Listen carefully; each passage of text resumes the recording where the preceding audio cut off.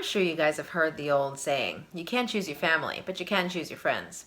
When done correctly, friendship could be one of the most rewarding and intimate experiences two human beings can have. But every once in a while, signs develop that tell us that we might need to break up with our friends. I'm Linda. This is Linda's World. This is Self-Care Sundays, and tonight's topic is 5 signs that you may need to end your friendship. What are those signs? Well, stay tuned because this episode of Self-Care Sundays starts right now.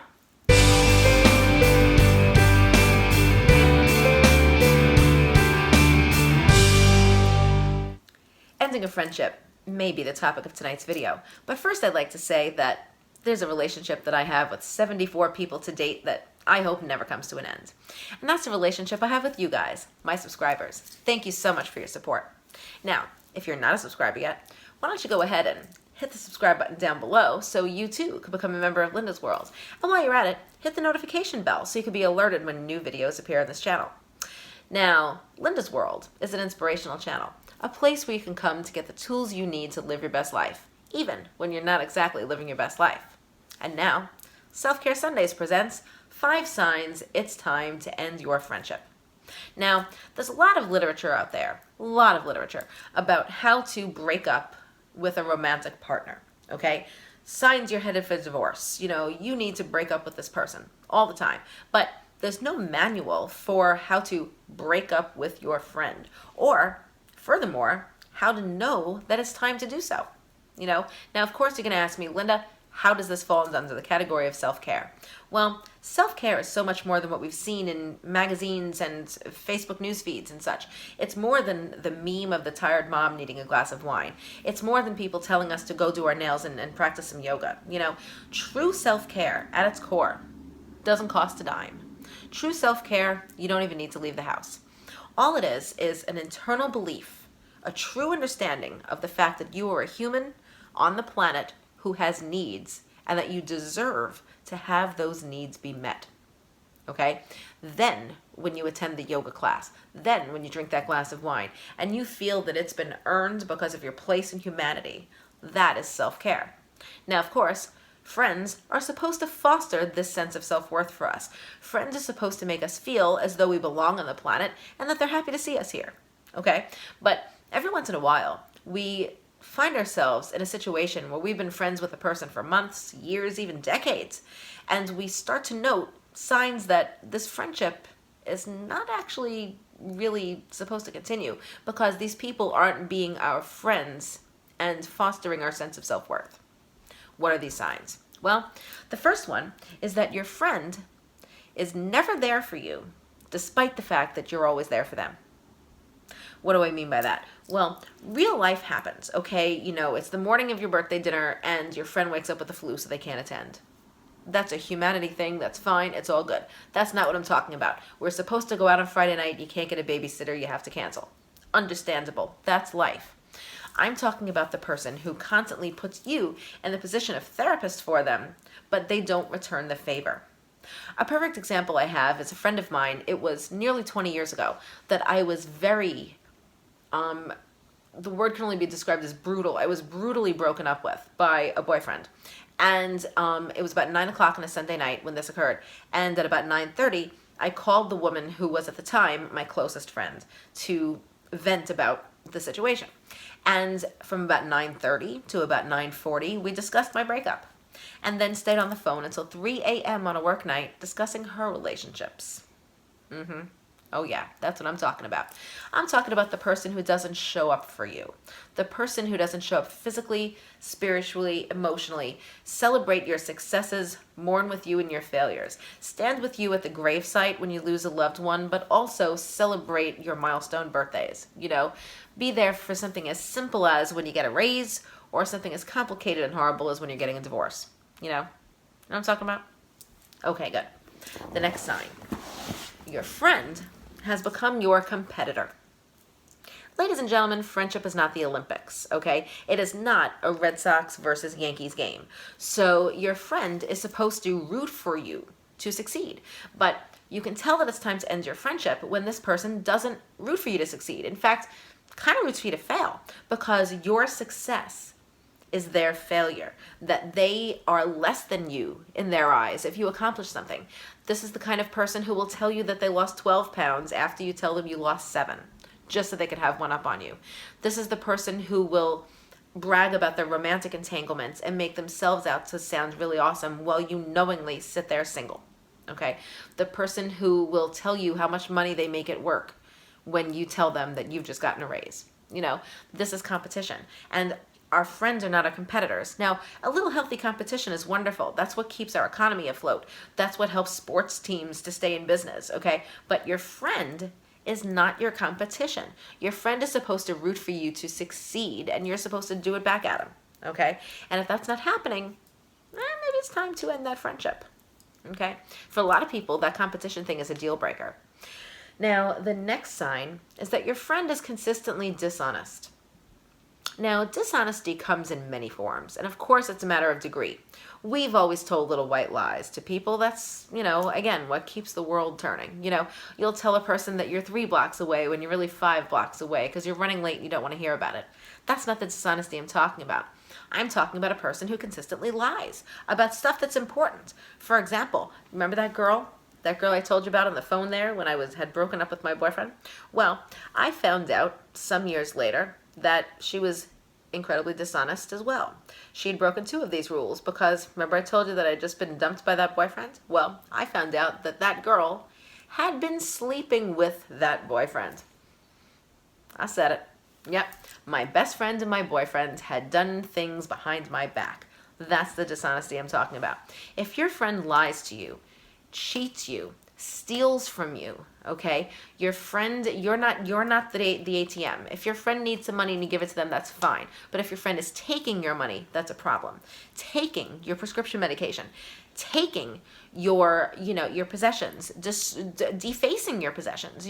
My best friend has had a relationship with a woman who had been her friend since high school, who routinely defaced her property, because she was just so teeming with jealousy that she had that property. And I'd seen it happen. It's amazing. Some of her stuff in her house has gone missing, and some of her stuff, like I said, has been defaced because this person was just in such a, she fell into the competitor category as well, but she was dishonest and she was a thief, and she took her shit, and it's like, well, that's not friendship. Sleep with my boyfriend or take my possessions, that's dishonesty, okay? And like I said, there's levels, of course, but you have to decide for yourself which of those levels you deem to be the level that becomes inappropriate and the level that leads you to end that relationship. So think about that. Okay? And we're going to get to the next sign. Now, the next sign is, well, it's pretty straightforward, okay? Which is that you dread spending time with this person, okay? Now, I'm not going to lie. I'm an alone time gal. Okay, I love being alone. I have what's called the castaway fantasy. Remember Tom Hanks on the island with only Wilson the volleyball? Okay, I dig that very much. I am all about being home alone with my dog in complete isolation mode. So you kind of have to take what I'm saying with a grain of salt. But you're supposed to want to spend time with your friend. Okay, they're supposed to call you up and be like, yo, we're going out Saturday night, you coming with me? Or, hey, why don't you come over after work, right? And you're supposed to go, oh boy, what can I bring? And go and hang out with them, okay? And it's supposed to be a good thing. But if you're sitting there going, God damn, I hope this person cancels. Oh man, she's coming over, oh my God, I want to hang out with that guy, okay? And that's a problem, okay? You have to look deeper into that. Unless you're a bizarre, screwy isolationist like me, there's got to be a reason why you're dreading seeing this person. Maybe they engage in the behaviors I've expressed previously. Maybe there's other stuff that I'm missing that is leading you to say, oh man, I can't believe this guy. Oh, why is he coming over? Oh man, I don't have time for this. Okay, that's a problem. You're not supposed to dread seeing your friends. Friends, like I said, when done correctly, are supposed to be a rewarding experience. You don't dread a rewarding experience. Therefore, you gotta think about that. All right then. And finally, and this is our number 1 sign here. Now these don't go in any particular order. It's not like it's a top 10 Tuesdays. I just thought I'd put it in a list. All right. And the last sign that I have for you this evening is actually pretty straightforward as well. It's that you feel worse after having been with them than you did before. Okay? Now, it is nobody's job on this planet to make you feel like a person. Okay? That's supposed to come from the inside. But you're not supposed to come away from a conversation with a person who is your friend where you feel worse than when you attended that conversation. You know, if you begin speaking to a person at 8 o'clock on a Tuesday, by the time 9:30 rolls around and you end that conversation, you're not supposed to feel smaller. You're not supposed to feel more worthless. You're not supposed to get angry. You're not supposed to be hurt. You're not supposed to want to cry. Okay, all these negative things. And there's times in a friendship where you feel this way. You know, there are times when you are with a person who you need to kind of dump there, and you know it because that's what they do. That's the kind of feelings they ignite in you. You know, feelings of anger or sadness or lack of self-esteem, or you know, they just leave a bad taste in your mouth about your own self, and you come away from the situation feeling like less of a person. That is not what friendship is all about. Now, ladies and gentlemen, what does all this mean? And how can you tell if any of these signs apply to you? Well, first of all, I'd like to say that I'm not a higher power here. I don't have any special abilities. I'm not telling you to do anything. All right? I'm not even suggesting that you break up with your friend. What I'm saying is that these are things to look at when going through a relationship that you have to think about in terms of your own self-care. You know, if self-care is about fortifying yourself with the tools you need to go out there and serve the public, okay, being your best self so that you can give yourself to others, right, then, you know that old expression, it takes a village. Well, it takes other people to make you feel this way. You know, no human being blossoms in isolation. You know, I mean, I know I like to be isolated, but we need other people to validate us sometimes. You know, we have a feeling of who we are and how we are. You know, we rate ourselves, you know, our looks, our intelligence, our humor, you know, all the things about us, right? And we go out in the world and we meet folks who would like to experience our humor and our looks and our observations and our intelligence and all that. We align ourselves with people who are like-minded or sometimes not like-minded, and we engage in friendship with these people. Now, if we come away from this relationship feeling like less of a person instead of more, well, that's an issue that needs to be addressed, okay? Because what happens when you stay in a friendship when 1, 2, 5 of these things are happening to you?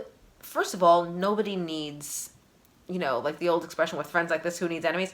Nobody needs to be debased by their friend, okay? You know, like, you've already got people out there in the world who want to do that to you. You know, you've got unkind bosses. You've got backstabbing coworkers. You've got family members that don't exactly have your best interest at heart. You know, people, you know, of course, you live a few decades on planet Earth.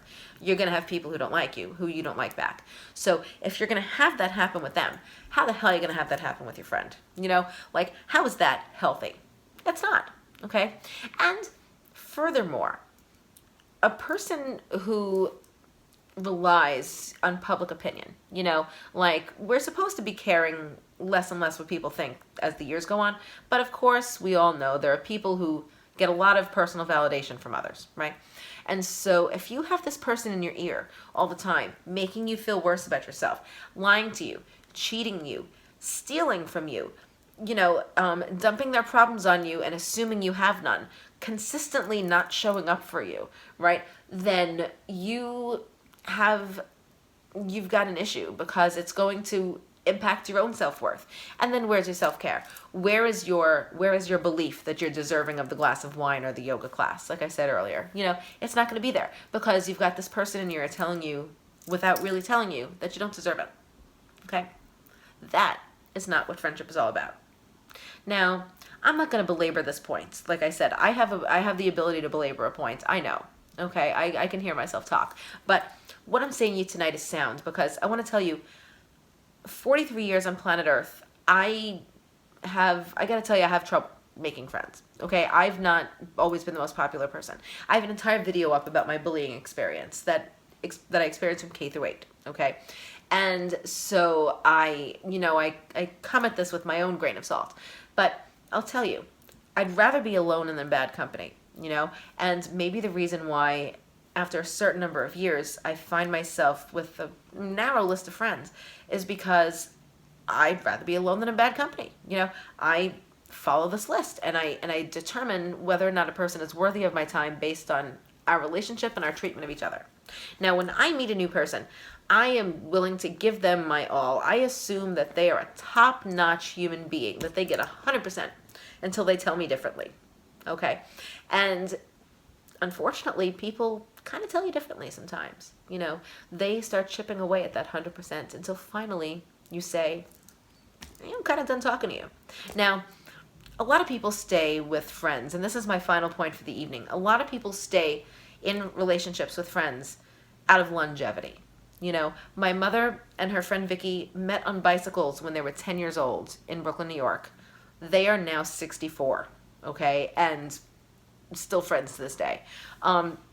My dad met a man named Adam when I was still not born yet, and to this day Adam remains a member of our friends group. And I'm 43. My brother Brian's best friends in the world, John, they've been friends since they were literally 1 and 2, and now they are 39 and 40. So people have a tendency to have longevity in friendship, and that's wonderful. But these, obviously I'm not using these as an example of what's bad. These are great relationships. I'm suggesting that longevity like that may put a person off in recognizing these signs and terminating the relationship. You say, but I've known the guy since the 3rd grade. Well, yeah, and how many times since the 3rd grade has he done these things to you? I can't. She was a bridesmaid at my wedding. I've known her since high school. Yeah, and how many times since high school has this girl abandoned you, lied to you, made you feel like less of a person? The answer is not the number of years. The answer is in number of happy memories and validations, as opposed to leaving you in the lurch, making you feel like a piece of crud in the dirt. Nobody deserves to be made to feel like a piece of crud in the dirt. Not even my enemies. So, I'm not going to belabor this point anymore. I'm going to go and I'm going to say, ladies and gentlemen, true self-care starts in here. And it is only in here that you can determine who the people are that you want to align yourself with, so that the feelings you have in here and the thoughts you have in here make you a better person for out there. Only you can determine that. But consider the list, because, you might find you need it. Anyway, I'm Linda. This has been Linda's World. Thank you so much for hearing me out, and I will see you later this week with Top 10 Tuesdays. It's going to be a good one, so stick around, and I'll see you later. From now on, evaluate your friends. You might be missing something. Bye.